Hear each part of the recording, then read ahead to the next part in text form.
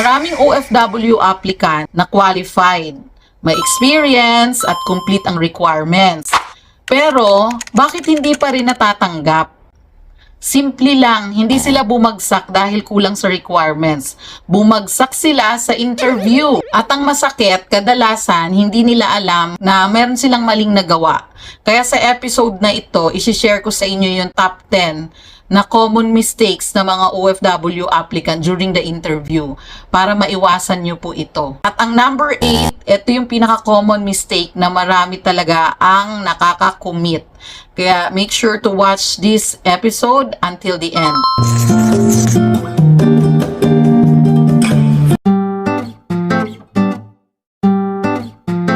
Hello guys! Welcome back to my channel. My name is Farah at 18 years na akong OFW. Sa previous episode natin, napag-usapan natin yung top 10 interview questions and best answers.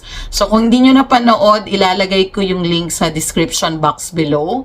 On today's episode, pag-uusapan naman natin yung mga mistakes during the interview kasi importante din tong malaman nyo at para maiwasan. Okay, mistake number 1, not researching about the job. So, hindi mo nire-research yung job at yung company na ina-applyan mo. So, isa to sa pagkakamali ng mga aplikante. Kasi paano pag tinanong ka, do you know your responsibilities? So, sasagutin mo, sorry po, hindi ko po nabasa. Eh, di red flag yun. Automatic ng walay na for sure, mawawalay ka na. Kahit kumpleto ka pa sa requirements at qualified ka, kung ganyan yung sagot mo, walay na talaga guys. Kaya importante na bago ka pumunta sa interview, research about the job at saka sa company. So alamin mo yung position, ano yung job requirements, job responsibilities, dapat aware ka dyan para alam mo. Kasi yung mga yan, i-relate mo din dyan yung mga sagot mo sa interview based dun sa job responsibilities and requirements ng trabaho. Alamin mo rin yung working hours, yung mga basic. Alamin mo rin yung basic about sa company. So, malay mo may website, i-google mo yung company, baka may website so you can get information about the company. Hindi kailangan marami or detailed, basta aware ka. Mayroon kang alam, confident ka, kahit ano pang itanong sa'yo dahil alam mo. Lalong-lalo na yung mga first-time OFW, marami talagang mistake, pagkakamali na nagagawa. Kasi nga, first time nila, lalo na po yung mistake number 4, abangan nyo. Kasi common na common to sa mga first-timer. Mistake number 2, memorizing the answers.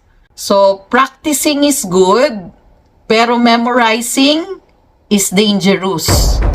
So, bakit dangerous? Paano pag may biglang unexpected question na binigay sa'yo, wala doon sa mga minemorize mo? So, usually, nagpapanik na. So, minsan pag nagpapanik tayo, nabablock na. Di lalo ka nang walang nasagot. So, importante na prepared.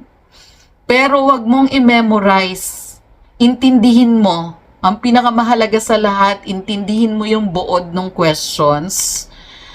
Kasi pag naiintindihan mo, you can actually answer based on your own words. So, wag mong i-memorize yung sagot word for word. Okay?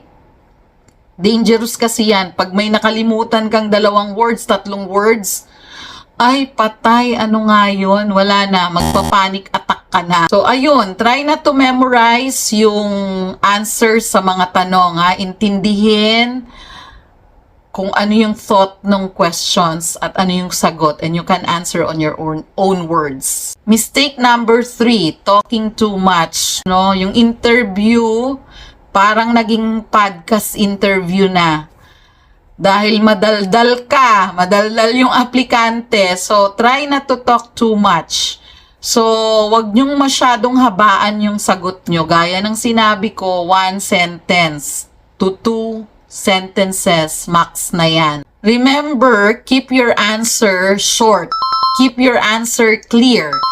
Keep your answer relevant. Mistake number 4, you are too shy. So, Paano yun? Hindi kailangang perfect English ka, pero kailangan na confident ka. Paano yun, di ba? Kung ini-interview ka, nakayuko ka. Ganyan, nakayuko. Nakatingin ka kung saan-saan. Di ka nakatingin dun sa nag-i-interview sa'yo. At ang hina ng boses mo, that are signs of hindi ka confident. So, ang employer, guys, hindi lang nag-hire ng skills. They hire attitude too. Kaya kahit kinakabahan ka, talagang hindi mo na ma-explain yung nararamdaman mo, focus and be confident. Sa susunod na mistake, maraming applicant ang qualified, pero hindi nila nakukuha yung trabaho dahil nabagsak sa interview.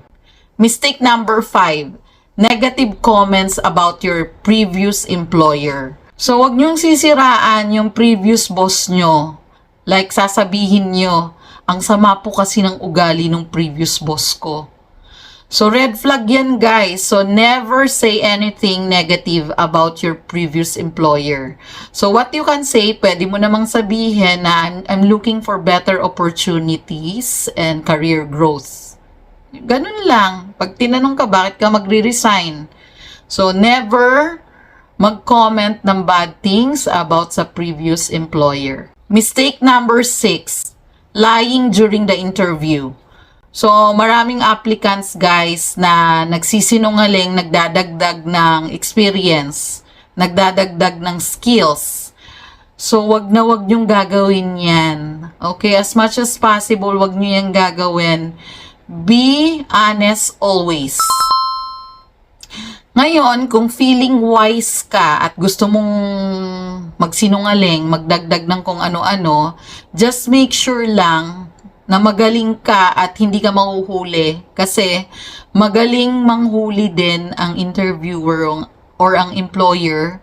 Nadidetect nila rin kung nagsisinungaling ang isang applicant. Kaya always be honest. Mistake number 7, poor body language.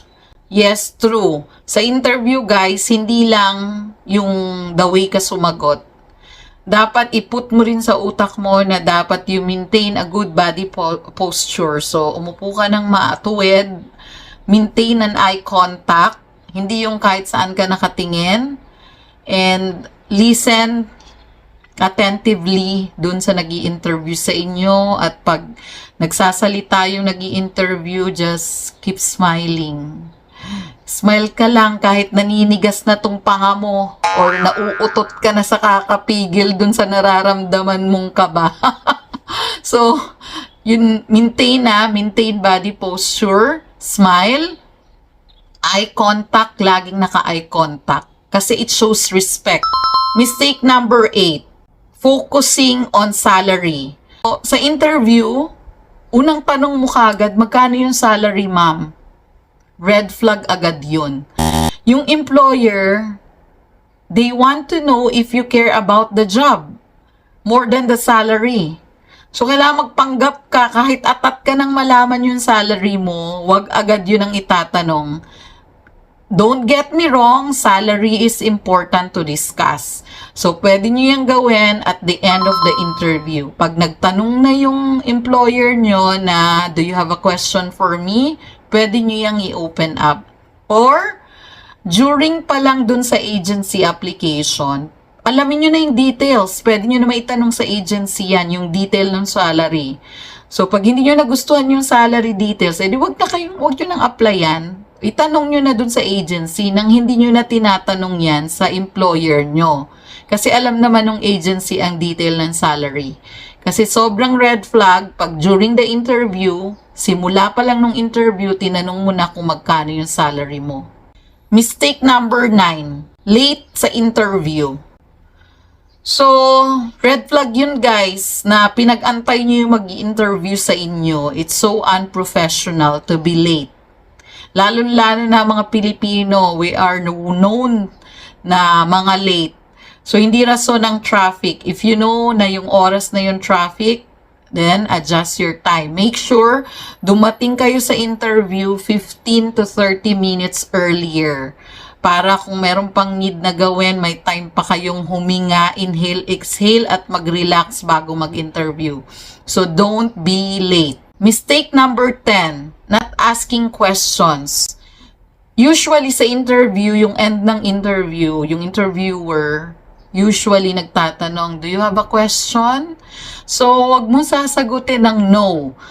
Always magtanong ka talaga kasi it shows interest dun sa job na ina-applyan mo. So, pag tinanong ka, sabihin mo, yes, ma'am. I'd like to know if, do you have a training? Will I have a training? What are the training process on this position? Pwede ka rin magtanong, what is the working hours? What are the expectation for this role? So, magtanong ka. Make sure maihanda kang 1 to 2 questions.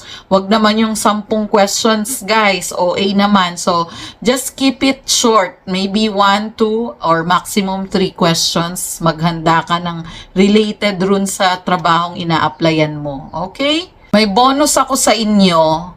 So, aside run sa skills mo at saka sa experience, there are 3 things na tinitingnan din ng employer. Una, good attitude, reliability, and willingness to learn.